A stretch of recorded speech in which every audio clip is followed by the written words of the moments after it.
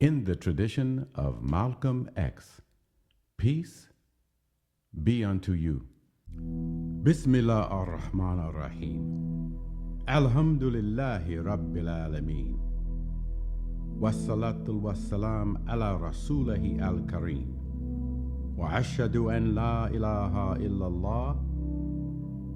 Wa ashhadu anna Muhammadar Rasulullah.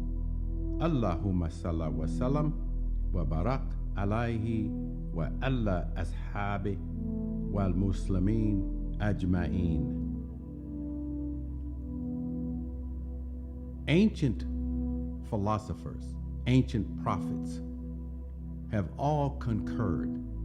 They have agreed and express a truth: as above, so below. That is the key to understanding our purpose is in plain sight. And according to the Quran, by analogy, we can glimpse it. For example,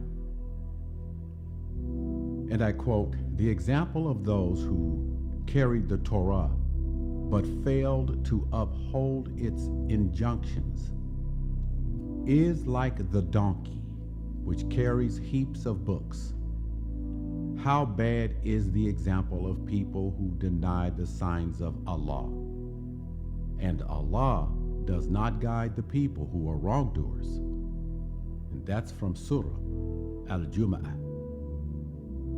By analogy, we can glimpse natural laws too, not just social laws. For instance, the first law of thermodynamics, or the conservation of matter. That law, as stated, is that the total amount of energy in our universe remains constant. It never changes. It is neither created nor destroyed, but it can be transformed. For example, matter is transformed from solid to liquid to gas. We all know that when we cook, depending upon temperature variation. In a closed system, the quantity of matter remains constant. So if you have a pint of water in a closed system and you boil it until it is no longer liquid, depending upon the temperature of the container, you will transform it into ice or steam. Our souls, nafs, cycles too, as with matter. From Allah into the universe, then it transforms and returns to Allah. The Quran states in Surah Al-Fajr, "O tranquil soul, return to your Lord, well pleased with him and well pleasing to him."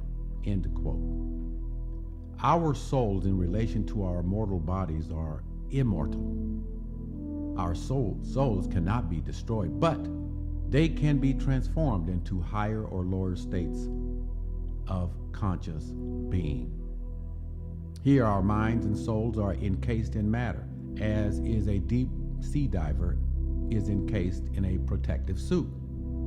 Evidence of that is in our sensate or biological life.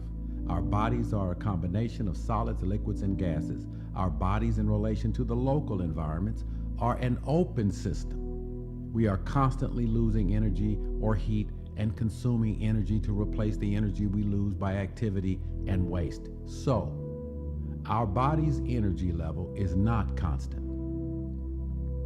Our energy levels oscillate throughout any given day. But that is not true of mind or nafs, soul, because both are derivatives of the divine light. Our mind operates simultaneously on several levels. At one level, the soul, nafs al-mutmainna, is prior to mind and overlaps the mind's higher intellect, an-nafs al-lawama. And at several lower levels, related to sensations, nafs amara, overlap with the lower mind and are posterior to it. They follow it. We all grow in proportion to the quality, variety, and intensity of our sensations as a breeze fills the sails of a ship plowing through the ocean. As we grow and mature, our understanding grows more or less. We learn language, culture, and a personal identity. We form emotional and intellectual relations beyond our nuclear families. That is proof of the transformative mind, but in the direction of the sense world. That is not a bad thing, because that happens to be the stage whereon we exist at this time. After having lived 2 decades of life, we are literally not the same person or human being that we were as an infant.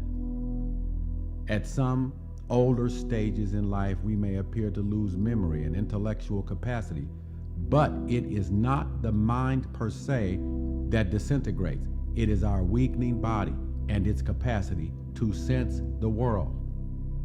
Therefore, our mental vitality is constant.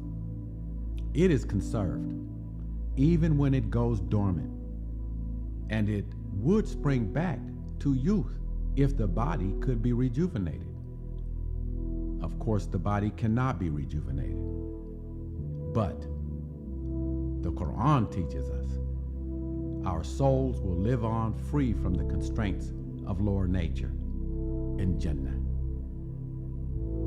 Assalamu alaikum wa rahmatullahi wa barakatuh.